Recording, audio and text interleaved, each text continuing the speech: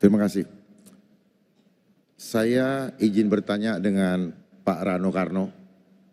Ketika Bapak menjabat sebagai gubernur di Banten, saya membaca di koran bahwa penduduk Baduy menolak untuk tempatnya dijadikan destinasi pariwisata. Kalau saya melihat bahwa Bapak selama ini adalah orang yang menjaga ketahanan budaya, maka ada sesuatu yang kontrari efek dengan yang Bapak lakukan. Jadi kami bertanya kepada Bapak, kenapa itu harus terjadi sementara PUUN sendiri sudah meminta, bahkan meminta kepada Presiden Joko Widodo waktu itu untuk mencabut kebijakan itu. Terima kasih. Baik. Sekarang kami persilakan pasangan calon nomor urut 3 untuk menjawab pertanyaan dari paslon nomor 2. Waktunya 2 menit dimulai dari Anda mulai berbicara. Terima kasih Mas Dharma. Kalau Anda bicara soal Baduy pasti Anda tahu tentang SEBA. SEBA itu kunjungan masyarakat Baduy ke pemerintah daerah. Ya. Kalau saya menolak, nggak mungkin mereka berkunjung. Tapi memang saya membatasi karena apa? Permintaan masyarakat Baduy itu sendiri. Mereka minta apa? Tidak boleh ada BTS. Supaya HP tidak masuk ke kampung mereka. Tapi anak Baduy luar punya HP. Mereka tidak ingin punya sekolah. Tapi mereka berpendidikan. Mereka punya sekolah sendiri. Nah artinya Mas Dharma, salah satu yang saya jaga pada waktu itu, masyarakat Baduy dia harus berkembang, tapi dia harus dijaga. Karena populasi berkunjung tiba-tiba menjadi bludak. Nah jadi artinya masyarakat Baduy adalah masyarakat Indonesia yang tidak bisa kita pungkiri, mereka mempunyai kebudayaan yang luhur. Dan mereka punya kemampuan untuk mengeksplor dirinya sendiri. Tentu saja saya sebagai gubernur pada waktu itu memberikan fasilitas apa yang bisa kita bantu. Satu, misal tadi acara SEBA kita kembangkan menjadi acara pariwisata. Dulu SEBA kecil Mas Dharma. Tapi waktu saya jadi gubernur yang berkunjung bisa 6.000 orang masyarakat Baduy. Akhirnya apa? Dengan ini masyarakat Baduy dikenal lebih luas. Itulah yang memang membuat mereka tiba-tiba ketakutan. Karena jumlah kunjungan wisata di sana membludak. Kembali lagi, saya tidak menolak, tapi memang saya membatasi. Karena apa? Permintaan masyarakat Baduy itu sendiri. Terima kasih, Mas Dharma. Masih ada waktu, dimanfaatkan atau cukup? Baik, berikutnya kami persilakan pasangan calon nomor urut 2 untuk memberikan tanggapan atas jawaban pasangan calon nomor urut 3. Waktu Anda 1 menit dimulai sejak berbicara. Iya, memang benar demikian Pak Rano, tetapi di Baduy ada Baduy luar dan Baduy dalam. Baduy dalam itu tidak mau sampai nilai-nilai luhurnya terkontaminasi oleh infiltrasi asing hanya dengan pariwisata. Karena dengan pariwisata maka budaya Baduy mulai tergerus. Oleh sebab itu seharusnya kita sebagai yang di Jakarta, ketika kami nanti memimpin, kami akan menjadikan Taman Mini sebagai miniatur Indonesia untuk menjaga kelestarian budaya Baduy. Karena budaya Baduy ini adalah sesuatu yang heritage atau sudah langka di Indonesia yang harus tetap kita lestarikan agar keluhuran budaya Baduy yang selama ini kita kenal itu bisa terpelihara sampai selama-lamanya. Terima kasih. Baik, terima kasih. Kini giliran paslon nomor urut 3 untuk merespon jawaban dari paslon nomor urut 2. Waktu Anda 1 menit dimulai dari Anda berbicara. Memang saya sebagai orang yang mencintai kebudayaan, bahkan saya lah yang membangun Museum Multatuli di Lebak. Saya membuat perpustakaan Saijah Adinda di sana. Karena Lebak ini masuk dalam sejarah bangsa. Dan kebetulan masyarakat Baduy ada di sana. Dan mungkin kalau Mas Dharma juga tahu banyak karuhun di sana, bukan hanya Baduy. Ada juga kegiatan-kegiatan tradisional yang tiap tahun dilakukan. Nah jadi artinya saya sangat tahu di satu sudut saya meningkatkan kesejahteraan masyarakat Baduy. Barangkali kalau Mas Dharma lihat, kita masih bisa melihat masyarakat Baduy luar berjalan ke Jakarta untuk jual madu, jual hasil tenunnya. Nah waktu itu kami memfasilitasi membuat koperasi. Agar apa? Tingkat kesejahteraan mereka meningkat. Mungkin itu. Terima kasih. Baik, terima kasih. Berikutnya kesempatan selanjutnya, mohon tenang hadirin, terima kasih. Untuk kesempatan selanjutnya kami berikan kepada pasangan calon nomor urut 2, Bapak Dharma Pongrekun dan Bapak Kun Wardana untuk bertanya kepada pasangan calon nomor urut 1, Bapak Ridwan Kamil dan Bapak Suswono. Dan pasangan calon nomor urut 2 bertanya kepada pasangan calon nomor urut 1. Bapak mohon izin sebentar. Saya mau bertanya. Bapak mohon izin, belum dipersilakan. Pasangan calon nomor urut 2 bertanya kepada pasangan calon nomor urut 1. Waktu Anda 1 menit dimulai sejak berbicara. Silakan. Kang Emil, bagaimana tanggapan Kang Emil dengan kondisi Jawa Barat yang saya baca secara statistik menjadi setelah pandemi COVID-19, Jawa Barat menjadi daerah salah satu yang dianggap miskin. Itu yang saya baca di koran. Bagaimana tanggapan Bapak dan kenapa itu sampai terjadi, di mana masyarakatnya pun sedang mengalami krisis ekonomi, bahkan terjadi kesenjangan sosial seperti yang sedang kita alami saat ini di Jakarta.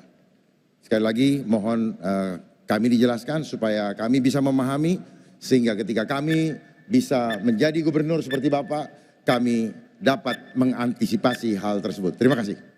Baik, cukup. Kami persilakan paslon nomor urut 1 untuk menjawab pertanyaan dari paslon nomor urut 2. Waktunya 2 menit dimulai dari Anda mulai berbicara. Terima kasih. Saya kira datanya mungkin keliru Pak, silakan dibaca lagi. Termiskin di Pulau Jawa bukan Provinsi Jawa Barat, provinsi lain di Pulau Jawa, silakan dibaca lagi. Yang kedua, waktu saya memulai jabatan sebagai Gubernur Jawa Barat, desa tertinggal dan desa sangat tertinggal itu ada 1.100. 5 tahun kami bekerja dengan pemerataan ekonomi, dengan ekonomi digital desa, dengan program-program pemberdayaan pesantren-pesantren di desa. Hasilnya Pak Dharma, dari 1.100 desa tertinggal sangat tertinggal, di akhir jabatan kami jumlahnya menjadi 0. Kami berhasil mengenolkan desa miskin, tertinggal sangat tertinggal, sehingga mendapatkan penghargaan tertinggi dari Kementerian Desa karena inovasi-inovasi pengentasan kemiskinan. Yang kedua, kami merasa bahwa Jawa Barat memang berbeda dengan Jakarta. Kami banyak mengurusi desa, 5.700 pedesaan, sehingga banyak hal-hal yang menurut saya membuat kami harus lebih bijak, tidak hanya membahas perkotaan. Dan tolong diingat, kami ini adalah dari semua yang hadir di sini, saya mengalami ujian sebagai pemimpin yang anggarannya harus direfocusing, yang tadinya untuk infrastruktur, kami geser untuk kemanusiaan, untuk bansos, untuk hajat hidup dan lain sebagainya. Dan selama kekurangan dana seperti itu, kami mendapatkan penghargaan dari UNDP sebagai provinsi terbaik penanganan COVID di Asia Pasifik. Terima kasih. Baik, cukup.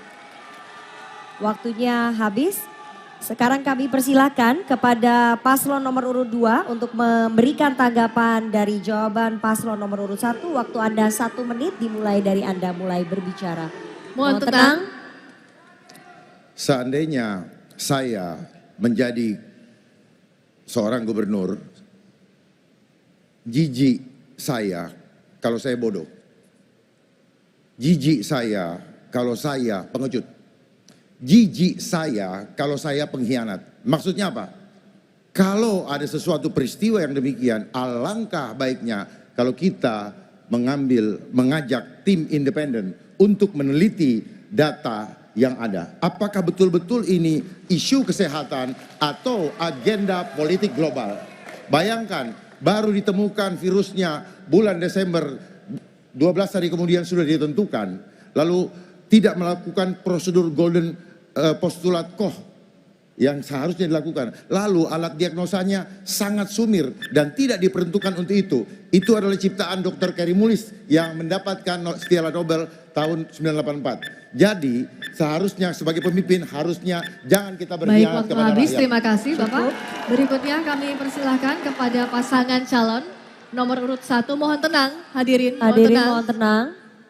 Berikutnya kami persilakan kepada pasangan calon nomor urut 1 untuk memberikan respons atas tanggapan pasangan calon nomor urut 2. Waktu Anda 1 menit dimulai sejak berbicara. Pak Dharma, bayangkan ya, kita lagi bekerja, ada sebuah peristiwa besar yang ilmunya kita tidak tahu. Sebagai seorang pemimpin, jika kita tidak tahu, kita ini bertanya. Maka waktu COVID di Jawa Barat, saya ada tim ahli Pak, tim ahli kesehatan masyarakat dari Universitas Indonesia, dari Universitas Pajajaran. Kami 7 kali Zoom meeting dengan seorang dokter Indonesia yang kerjanya di WHO untuk menyinkronkan apa yang menjadi data-data dan apa yang kami alami. Yang kedua, sebagai gubernur, kami harus taat kepada yang namanya pemerintah pusat. Dalam hal ini tentu sekarang kalau gubernur, kita akan hormat taat kepada Bapak Prabowo Subianto. Nah, karena provinsi itu adalah bagian delegasi, salah satu tugasnya dari pemerintah pusat untuk apapun termasuk krisis-krisis di Indonesia. Terima kasih. Baik, terima kasih. Paslon nomor urut 1, mohon tenang. Kami akan melanjutkan. Kami ingatkan sekali lagi kepada seluruh pasangan calon untuk mengajukan pertanyaan sesuai dengan tema yakni ekonomi dan kesejahteraan sosial.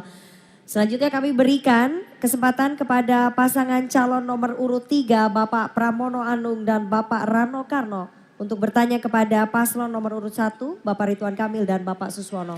Pasangan calon nomor urut 3 bertanya kepada pasangan calon nomor urut 1 dalam waktu 1 menit dimulai sejak Anda berbicara. Silakan. Yang saya hormati Bapak Ridwan Kamil dan Bapak Suswono. Pertanyaan kami singkat dan sederhana. Dulu pada tahun 2018, Kang Emil pernah menyampaikan akan membangun Disneyland di Cikarang. Sekarang Kang Emil ketika menjadi calon gubernur di Jakarta, menyampaikan akan membangun Disneyland di Pulau Seribu. Sebetulnya akan dibangun di Cikarang atau di Pulau Seribu. Terima kasih. Baik, Mohon tenang. waktunya masih panjang Bapak. Cukup? Waktunya masih panjang. Bapak Pramono Anung. Cukup. Cukup? Ya. Selanjutnya kami persilakan pasangan calon nomor urut 1 untuk menjawab pertanyaan dari paslon nomor urut 3. Waktu Anda 2 menit dimulai dari Anda menjawab. Mohon tenang hadirin. Saya jawab dengan nilai saja. Banyak kerja, banyak catatan. Sedikit kerja, sedikit catatan. Tidak ada kerja, tidak ada catatan. Sebaik-baiknya pemimpin adalah pemimpin yang berani ngambil keputusan. Walaupun dalam perjalanannya kadang berhasil, kadang gagal. Dan tugas pemimpin adalah berimajinasi. Seburuk-buruknya pemimpin adalah hanya mengerjakan apa yang ada tanpa daya imajinasi. Bung Karno melahirkan Indonesia oleh daya imajinasi. Indonesia disebut Imagine Community, semua berimajinasi. Kalau urusan Disneyland itu kadang-kadang, iya dalam political will-nya, tapi bisnis deal-nya mungkin tidak masuk dan lain sebagainya. Tapi yang penting itu berusaha. Karena seburuk-buruknya pemimpin adalah yang tidak mau berimajinasi, tidak mau berusaha, setelah terpilih hanya duduk diam untuk aman cari pemilihan di 5 tahun sebelumnya, selanjutnya. Jakarta ini sangat konkret karena kunjungan wisata di Kepulauan Seribu sangat sedikit. Kami mengusulkan ada kawasan Special Economic Zone, saya sudah bertemu dengan beberapa pihaknya yang menyatakan sangat visible sehingga devisa bisa datang atau istilah indef disebut dengan taman tertutup, Mas Pram. Jadi berbayar agar devisa masuk. Ya kelasnya nggak bisa kelas Ancol lagi, maka bahasa ke publik yang mudah disampaikan adalah naik kelas dari kelasnya Ancol menjadi kelas dunia. Bahasa destinasi global kelas dunia, Universal Studio, Disneyland, Global Village Dubai, itulah yang dibahasanya akan dimengerti oleh pihak-pihak internasional. Terima kasih. Baik, terima kasih. Berikutnya kami berikan kesempatan, kami lanjutkan setelah hadirin tenang. Hadirin mohon tenang. Hadirin mohon tenang. Sekali lagi kami ingatkan kepada hadirin untuk menjaga ketertiban agar tidak mengganggu konsentrasi seluruh pasangan calon gubernur dan calon wakil gubernur. Baik, kami lanjutkan. Hadirin kami mohon tenang. Kami ingatkan sekali lagi, hadirin mohon tenang.